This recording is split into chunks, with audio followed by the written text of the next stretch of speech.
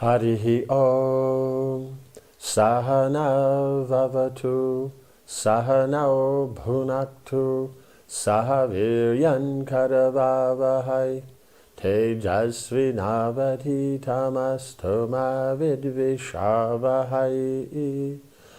Om Shanti Shanti Shanti.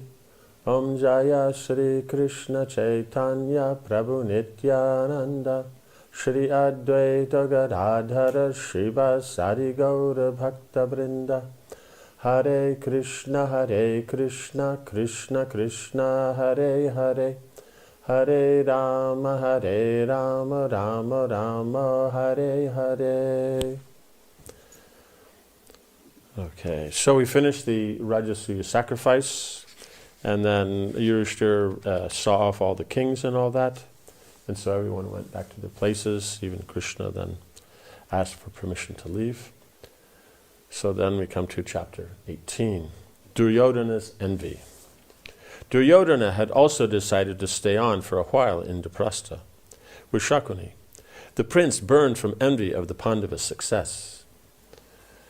They had far exceeded him in their power and influence. Duryodhana could not stand the fact that Yudhishthira was now the emperor of the world, a position he felt should belong to him.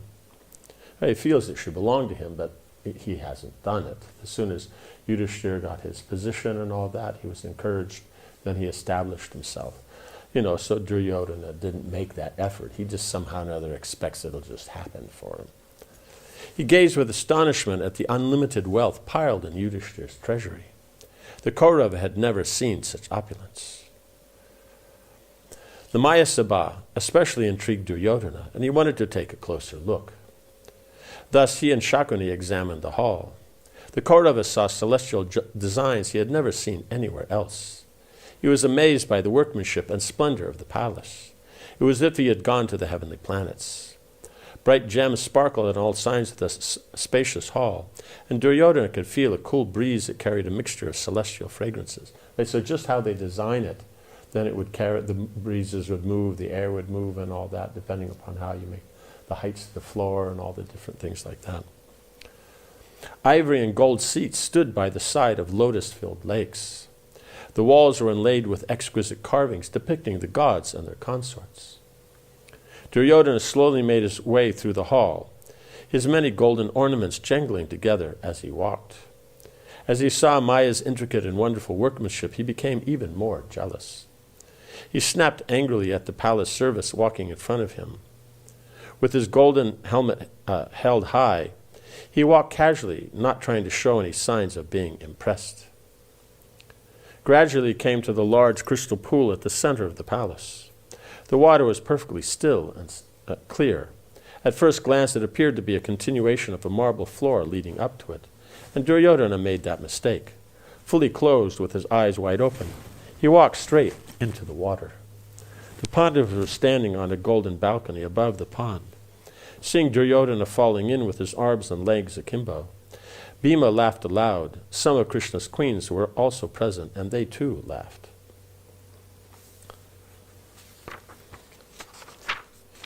The Kaurava prince hauled himself out of the lake, helped by Shakuni. He did not even look at the Pandavas or Krishna or his queens. Their laughter was unbearable. Yudhishthira saw Duryodhana's embarrassment and told his brothers not to laugh. Krishna smiled but said nothing as Yudhishthira arranged for dry clothes to be brought and offered to the angry prince. Duryodhana quickly put them on and continued his tour, trying hard to conceal his feelings. Everything was intolerable to him. The magnificence of the palace, the incomparable beauty of the queens who moved about within it, and particularly Draupadi. Duryodhana was still fuming from his failure to win the Panchala princess. She was a jewel among women. She too had laughed when he had fallen into the lake. The Kaurava ground his teeth in agony. As he rounded a bend, he again fell victim to the deceptive designs of the palace. A door had been fashioned in such a way as to appear open when it was actually closed. Right? It was made from crystal. Not realizing this, Duryodhana walked straight into it, recoiling in pain as his head crashed against the clear crystal. The stunned prince then avoided another door because he thought it was closed when it was actually open. The palace attendants were struggling to restrain their laughter. Humiliated and angry, the prince stormed out. Yudhishthira felt sorry to see Duryodhana's pain. He tried to console him in various ways, but Duryodhana just laughed, striving to hide his actual feelings. He bade the Pandavas farewell and left for Hastinapur, followed by his large retinue, his mind bent on revenge. Then Krishna also decided to return home. As he was departing, he spoke affectionately to Yudhishthira. O king, cherish all your subjects with ceaseless vigilance and patience. As the cloud is to all creatures, or the large tree to the birds, so should you become the refuge to your dependents. After Krishna departed, the Pandavas approached Vyasadeva, who had not yet left. Yudhishthira asked him if the sacrifice had been successful. The rishi replied, O Kuru child, this sacrifice will yield great results for 13 years. You shall be the undisputed emperor of this wide earth. But at the end of that period, you will be the cause of a war which will rid the world of Kshatriyas. Yudhishthira was alarmed.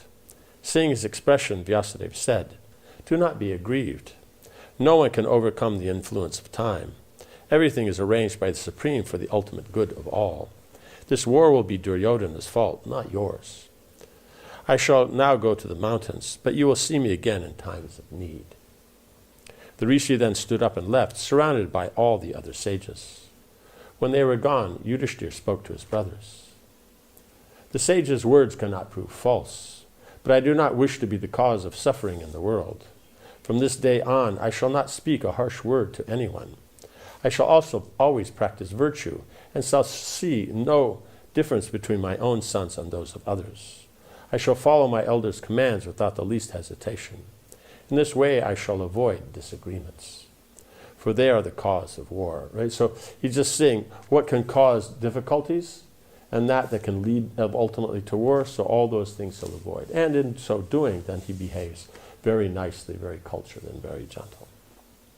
Yudhishthira continued to think about Vyasadeva's words. It seemed that the Lord's plan was unfolding. Although the Pandavas had asserted their rule over the world, it was still a fact that many impious kings were exploiting the earth's resources. Yudhishthira saw at the sacrifice that many had supported Shishupal against Krishna, although they were afraid to oppose him openly. Who knew what evil schemes Duryodhana and his brothers would dream up? All this was no doubt Krishna's arrangement to rid the world of ungodly elements. Yudhishthira remained immersed in thought of Krishna and his mysterious plans. Right? So Krishna has his plans how things will unfold. And people at all times have their free will how they want to take part in the situation. See, is that we're not in control really of the situation. We're in control of what we do in a situation. Because that the sun comes up in the morning, we're not in control and decide that, no, it should stay dark. But what we do we get up in the morning? Do we sleep? Do we sit and read? Do we do sadhana? Do we do some work? Whatever it is, that's our choice, what we do in the situation. So we try to make arrangements to see that situations go the way we want, but ultimately we're not really in control of the situations.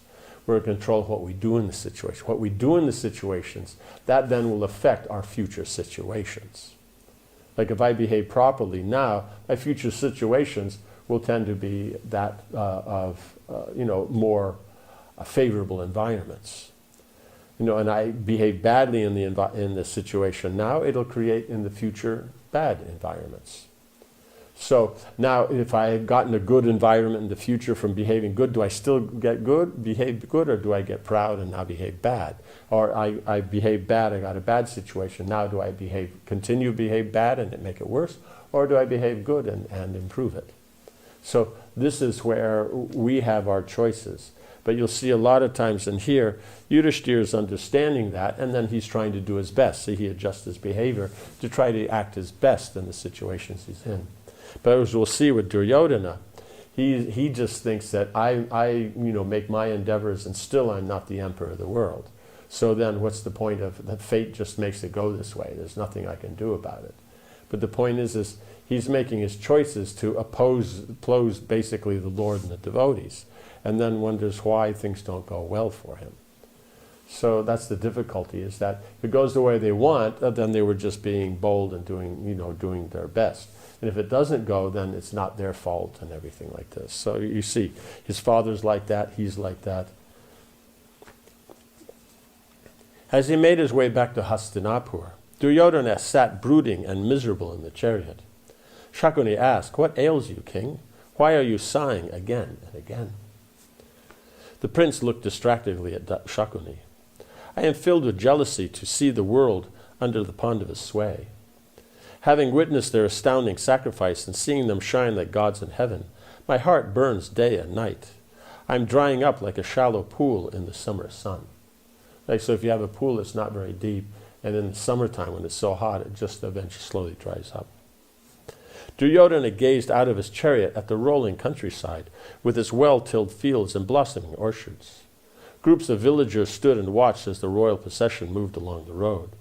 The prince continued, "When Krishna killed Shishupal, no kings dared to speak.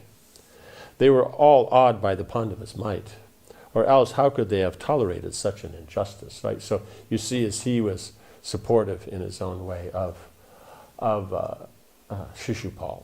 Right? But the point is that you have all these great personalities there, all the sages, all the demigods, Brahma, Shiva, everyone that they might think is more elevated. They're all agreeing with this arrangement for Krishna. And so, but the problem is because they don't respect their authorities, unless it's in line or supportive of what they think, then they think that, it was just that they're just being pushed into this position. They couldn't speak otherwise. Doesn't understand that maybe there's something to learn here. Maybe there's something to understand. So we have to see is that maybe these great sages are correct. It means we hear from the Shastra and we follow the Shastra. Who do we hear from? The great sages. Right? Even, at the time when we're born, then we have a debt to the sages because they give us the scriptures and understanding of that. So, but they don't act according to this. So that's what you'll see is a common theme in this demoniac mentality, or this, mundane mentality, is that even though something is not recommended, they'll try to turn it to their position. Duryodhana wrung his hands. "I cannot tolerate it. I shall therefore enter fire, drown myself, or swallow poison. What man who possesses any prowess at all can bear to see his enemies prosper?" Right? Because the point is you have your kingdom, you be happy in your kingdom. They have theirs, and they prosper in theirs. The point is that you should be happy to know if you behave properly, you get good results. So the king, he may be your enemy, but is he behaving badly and getting all this prosperity? No, Yudhishthira is doing all the right things. And because of that, then things are working out very nicely for him. Of course, it's Krishna's plan, Krishna's will. But you should be happy to know that if I act in a proper way and all that, then things will work nicely for me also. So not appreciating that, then they make all this difficulty for themselves because they somehow or another think it's whatever I want should happen. How can I ever equal their power and opulence?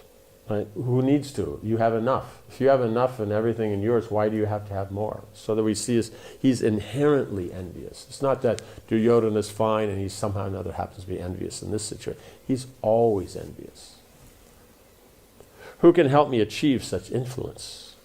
Fate is supreme and men's exhortations are useless. Right here he's saying the thing is that it doesn't matter what you do, fate's going to make it work out the way it is, so why do we even bother? But you'll see is that if he thinks it's going to go his way, he works very hard.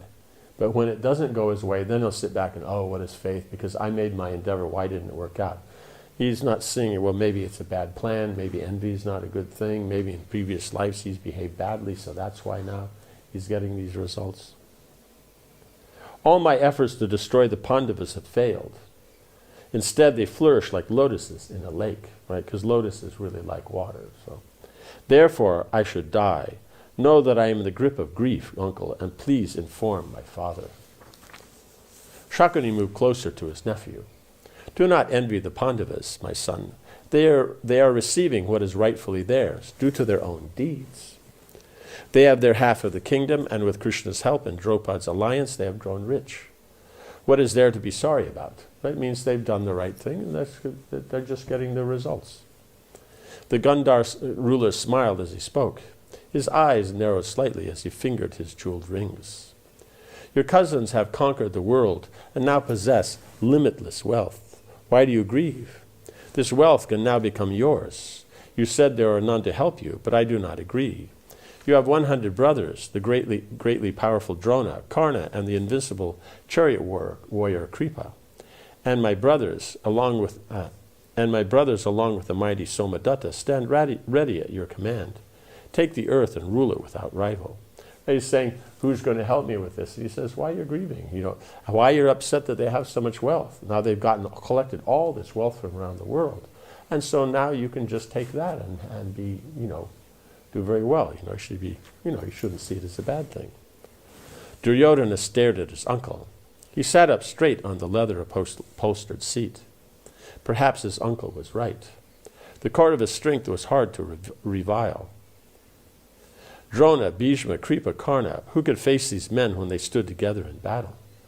Duryodhana spoke eagerly. O king, if you think it wise, then I shall conquer the Pandavas.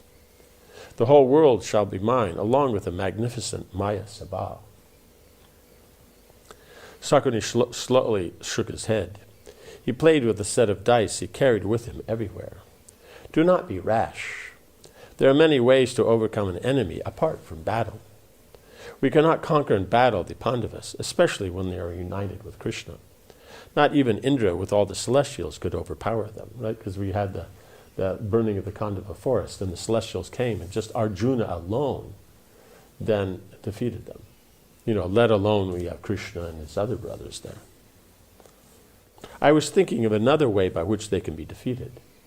Shakuni suggested they challenge Yudhishthira to a game of dice. He knew Yudhishthira was fond of playing, and also that he was not expert. At dice, Shakuni had no equal anywhere in the world. Without a doubt, Yudhishthira will accept your challenge, Shakuni continued, his arm resting on Duryodhana's shoulders. He cannot resist the game. And with a little encouragement, he will surely gamble away all his possessions. Thus I will win for you his entire kingdom and wealth. As they entered Hastinapur, Duryodhana suggested that they go at once to Dhritarashtra and get his permission for the plan. Arriving before the blind king, Shakuni said, O great monarch, where is your son Duryodhana? He is pale and emaciated with grief. You should ask him the cause and try to find a remedy.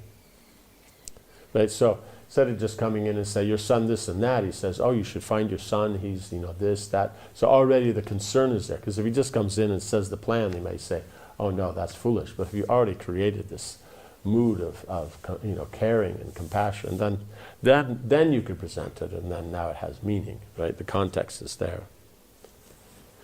Dhritarashtra was surprised.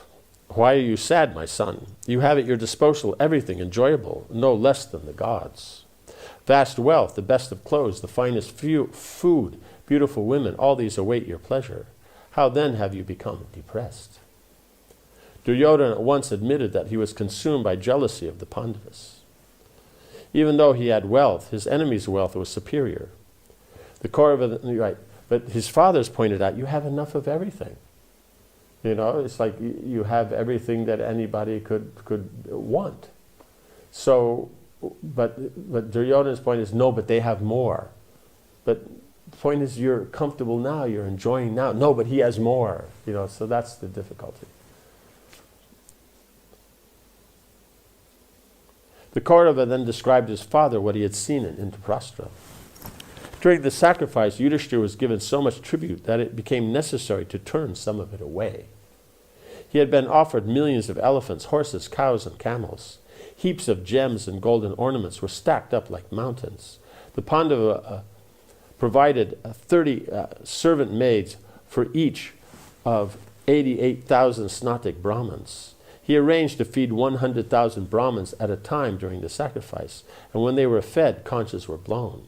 Oh, Father, I have heard those conches sounding all through the sacrifice. So it's just constantly going like that. They would 100,000 be fed, and then when it's clear, ready, the next batch would come in, and then 100,000 be fed. Like that, it would just go all day. Duryodhana told the king how he had even seen the gods at the Rajasuya. Samudra, the ocean deity, had personally offered Yudhishthir celestial ambrosia drawn from the depths of the sea.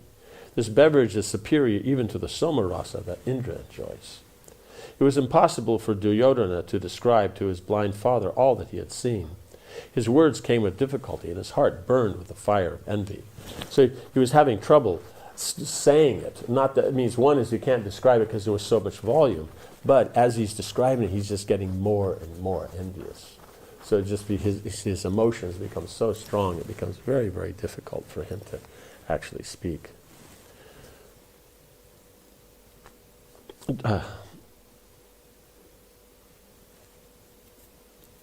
Dhritarashtra remained silent. Then Shakuni spoke. "O king, I know a means by which your son may win all this wealth for himself. I propose that you invite Yudhishthir to a game of dice. No one can defeat me at dice. I will win easily. In this way we shall acquire all that Yudhishthir possesses." Duryodhana leaned forward. "Father, please grant us your permission to carry this out. Let us conquer our enemies and enjoy this earth."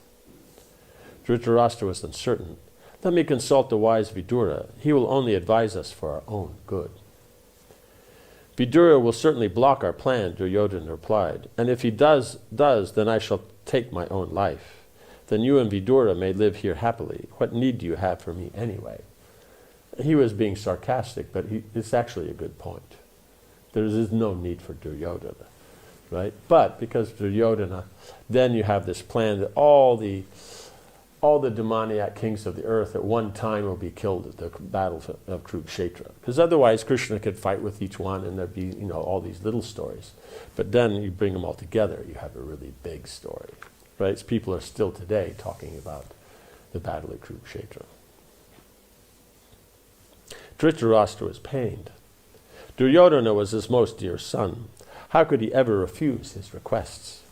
The king decided he would talk with Vidura and convince him. He then ordered that a palatial hall be constructed for the match. It should have 1,000 pillars and 1,000 gates, covering 2 square miles. It should be set with countless gems. When it was complete, they could invite the Pandavas for the game, right? Because they want to show that they can build something really nice also, right? They have the Maya Sabha, and we have this nice 1,000-pillared mandapa. Dhritarashtra was still uneasy. He knew the evils of gambling, because Dharma Shastra, Manu mentions that one should be very careful about this. The king should be very careful about gambling, because we see it destroyed Yudhishthir's position and also Nala, King Nala, his position. So all these things then are given in the Dharma Shastra that the king should avoid all these things. It means they may, if they're, because it's a challenge, therefore they take part, but you shouldn't get too involved because otherwise it causes so much problem. So Dhritarashtra was uneasy. He knew the evils of gambling. He called for Vidura and said, "I have decided to invite the Pandavas for a friendly game of dice with my sons. They can gamble a little and thus sport together. I am building a fine hall for their pleasure." Right, a fine hall, a 2-mile by 2-mile hall. It's 3 kilometers by 3 kilometers. That's not a small hall. Like, why would they build that just for them to come and a little dice and all that? Vidura frowned. "I do not approve of this, O king. Gambling will always bring with it dispute and fighting. You should be careful that no dissension arises between your sons and the Pandavas, for that may cause destruction." Dhritarashtra tried to reassure his brother. "When you, me, Bhishma, and Drona are there, what evil can befall us? In any event, destiny is supreme." So he's saying, again, the destiny is supreme. Says, there's nothing we can do about it. But here he's making an endeavor for the whole gambling match, arrange everything like that. And him making the endeavor, then he blames it now on destiny. What can we do? I'm doing this destiny. If it goes wrong, what is the meaning of that? It's all destiny's fault. So in any case, they always point out destiny, right? If it's wrong. And if it's right, then I was courageous. I used my intelligence. I made the proper endeavor. So, whatever has been ordained by the supreme power will come to pass, which is true. What can our efforts do to avert it? Means you can follow Krishna's directions. I have already arranged for this gambling match for my son's pleasure. Please do not change my mind. Vidura sighed. Fate is surely all-powerful, right? Because these guys just have to do something wrong. And so it's just the way their nature is. So you can see, yes. O king, but we nevertheless receive the results of our own acts. In other words, yes, fate is all-powerful. Everything runs by that. But you're getting the results. The fate means you're getting the results of your action. So if Dhritarashtra and Duryodhana act out of envy, they will get the results of envy. Just like Yudhishthira acted out of devotion to Krishna and piety, and he's getting the results of that. It is the consequences of our acts that are inevitable, right?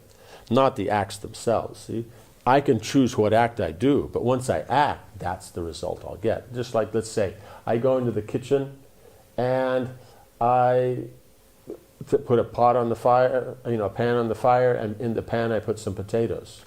So that act itself, I could decide whether I'm putting potatoes in there or cauliflowers in there or whatever I want in there.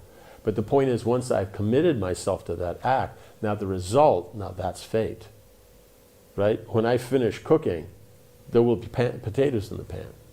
I can't throw potatoes in the pan and think that I'm going to end up with spaghetti or something. No, you're going to get potatoes. So that's the whole thing, is that they use the philosophy to just bend it according to, make it look all right for them. My lord, consider carefully your motives in allowing this gambling match. Dhritarashtra remained silent, and Vidura slowly left his chamber with a heavy heart. He could understand that Kali Yuga, the dark age of quarrel and suffering, was beginning. The gambling match would certainly set in motion events that would lead to the annihilation of the world's rulers. Vidura remembered the Rajasuya and the kings who had supported Shishupal against Krishna. He was apprehensive, but he felt helpless. Although the king was not a fool, his covetous and mean-minded son controlled him. Vidura's counsel, although meant for the good of all, was falling on deaf ears. Yes, and so now then we'll see how they get everything arranged and then how they take up the dice game.